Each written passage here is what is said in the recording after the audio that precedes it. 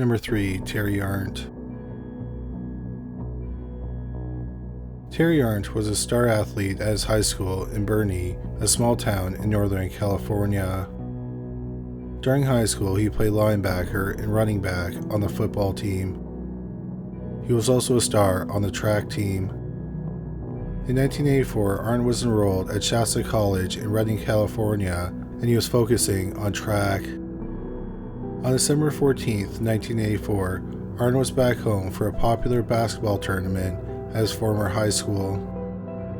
He had just turned 18 a month prior. Around 9:30 p.m., Arndt was in his parents' parked car with an 18-year-old female companion on a quiet road not far from the school. 3 times a car drove by them. Then a man appeared at the driver's side and fired twice through the driver's window. Arndt was shot in the head and slumped over. The shooter ordered the woman out of the car. They went out of the side of the road where he sexually assaulted her. When he was done, he took the woman back to the car and left her alive. She drove the car into town and waved down the first police officer she saw. Unfortunately, it was too late for 18-year-old Terry Arndt. He had died from a gunshot wound to the head. The police talked to the woman, and she gave a description of the attacker, which resulted in this sketch. The crime devastated the community, but the police didn't make any arrests. Although the police did not arrest anyone, it did not mean they didn't have a suspect. Their lead suspect was Thomas Elmer Brewster, a local troublemaker who had a criminal record which included violent crimes. However, the police didn't find any evidence to charge Brewster, so the case remained cold. Then in December 1995, a day after the 11th anniversary of Terry Arndt's murder, the police announced that they had made an arrest in the case. They arrested longtime suspect Thomas Brewster. The female victim had identified him in a police lineup. Brewster was held in jail for 2 years awaiting trial. Thomas Brewster went to trial in November 1997. Brewster was possibly looking at the death penalty. The main evidence against him was the female victim identifying him. The defense argued it wasn't a strong identification. Notably, she had been shown several photo lineups with Brewster's photo. However, she only positively identified him 11 years later. The prosecution contended she had also picked his photo in earlier lineups, but she wasn't completely sure until 1995. The defense also pointed out that other details of her account had changed over the years, and other details weren't possible. For example, she initially said that the killer's car was a Buick Riviera, but then she later said it was a Chevrolet Camaro. She also said she remembers seeing the full moon that night. However, data showed that the moon had not risen in the area at the time of the murder, so it wasn't visible. The defense also argued that the police had bungled the case. One officer had accidentally destroyed swabs taken from the female victim's mouth as part of the sexual assault kit. 8 days into the trial, the case was rocked by a bombshell piece of evidence. It turned out that the police never had the female victim's blouse tested for DNA. A criminologist hired by the defense team discovered that there was a semen stain on the blouse. The semen was tested for DNA and compared to Brewster's DNA. It was not a match. So on the 8th day of the trial, the district attorney had the charges against Brewster dismissed, and he walked out of court a free man. The DNA was entered into the FBI's combined DNA index system, but no match was found. The case was cold once again. Several more decades passed. Then in 2025, the police gave the evidence to the private DNA lab, Othrem Inc. It led them to 64-year-old Roger Neil Schmidt, who lived in Tucson, Arizona. He was born in Shasta County, and in 1984, when the murder was committed, he was 23 years old and lived in Bernie. Not many details about Schmidt's life were made public. What is known is that he was a stranger to both Arndt and the female victim. He had not been a suspect in the case. On July 19, 2025, just over 40 years after Terry Arndt's murder, Roger Schmidt was arrested. Days later, he waived his extradition hearing. No trial date has been set for Roger Schmidt, and he has not entered a plea. Number 2. Stephen Edenfield. In early 1997, 41-year-old Stephen Edenfield lived alone in an apartment in Tampa, Florida. Edenfield was close with his family, but he was a private person. His family knew he was gay, but didn't know much about his romantic relationships. On January 31st, 1997, Edenfield's sister hosted a dinner to celebrate their mother getting out of the hospital after having a stroke. Edenfield left at around 9:30 p.m. and went home to his gated condo complex. Around midnight, he left the complex in his car and went to a bar. He returned around 1 a.m. and spoke to a security guard. He didn't have a remote for the gate, and he needed the gate open. Edenfield said that the driver in the car behind him was his guest. The security guard let them both through the gate. About an hour later, neighbors heard a disturbance that was described as sounding violent. However, no one called the police. The next morning, Edenfield was supposed to go to his sister's apartment to help with his mother. When he didn't arrive and no one could get a hold of him, his brother went to his condo. He found a gory scene. 41-year-old Stephen Edenfield was dead in bed. He was nude and the bed sheets were covering his body. A porcelain statue had been smashed on his face. He was stabbed multiple times with a butcher knife and bludgeoned with a blunt object.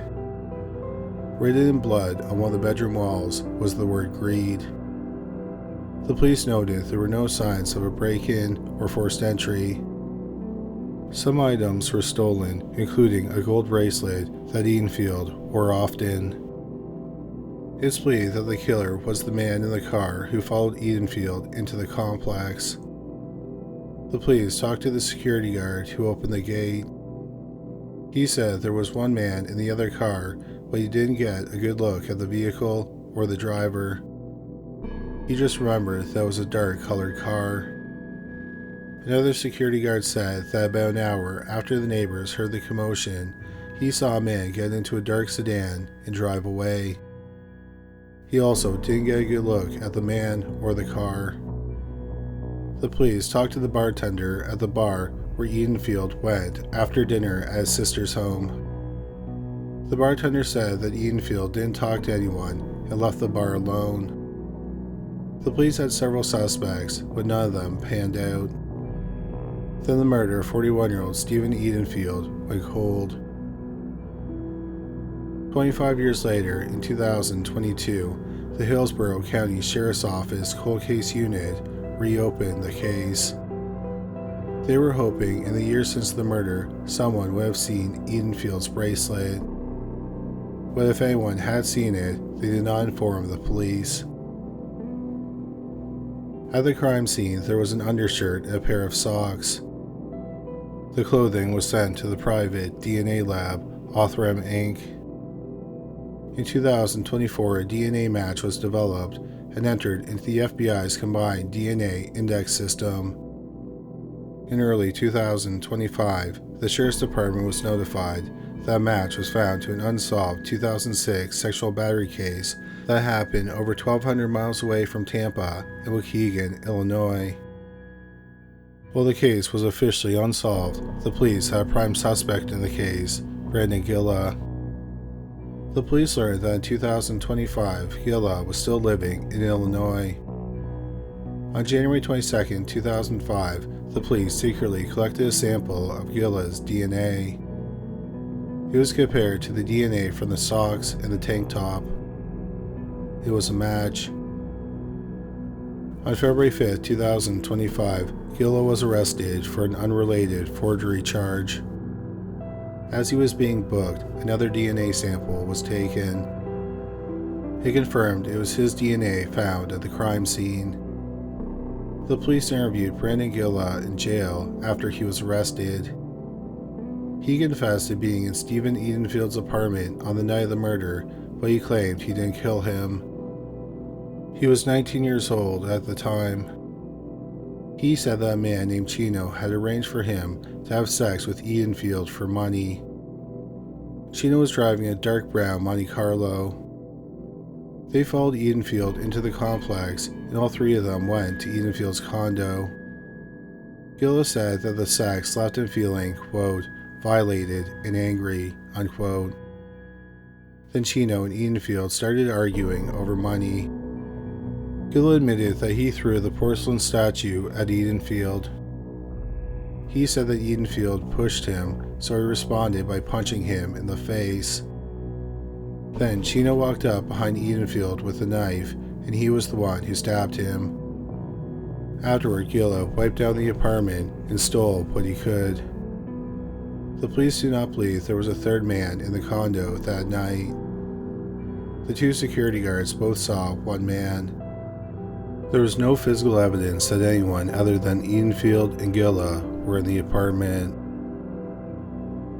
28 years after the murder of Stephen Edenfield, the police charged 47-year-old Brandon Gilla with his murder. No trial date has been set. Number 1. Karen Percifield. In the spring of 1976, 25-year-old mother of two, Karen Percifield, lived in Dayton, Ohio. In May 1976, Karen and her mother were in Aptos, California, visiting her sister. On May 20th, Karen and her mother argued in the bar of the hotel where they were staying. Karen left and it is believed she was going to bed. However, she didn't return to her room. Instead, she ended up going on a walk alone. She never returned to the hotel.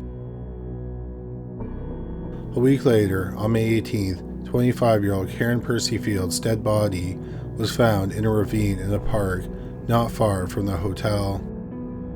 She had been stabbed twice in the chest. The police had no obvious suspects and no arrests were made. Nearly 6 weeks after Karen went missing, on June 25th, 1976, two other women in Aptos went missing. 31-year-old wife and mother of two, Vicky Bazor, and her friend, 21-year-old Mary Gorman, vanished after driving away from Vicky's apartment in Mary's car. 2 days later, Mary's car was found abandoned about 13 miles outside of Aptos. The windows were smashed and it was stained with blood. 6 weeks after they disappeared, on August 11th, their bodies were found in shallow graves not far from where the car was abandoned. They both had been beaten in the head with a rock. Mary Gorman had also been stabbed multiple times. It's believed that they had been sexually assaulted. Vicky was married to freelance writer Buzz Bazor. Buzz and Mary's boyfriend, Harry McCusick, began investigating the disappearances immediately. They learned that one of the last people seen with the women was 29-year-old Richard Somerhalder. Richard owned a head shop which sold marijuana accessories. The head shop was a few doors down from the retail store where Vicky worked as a cashier. Richard said that he did see the women the night they went missing.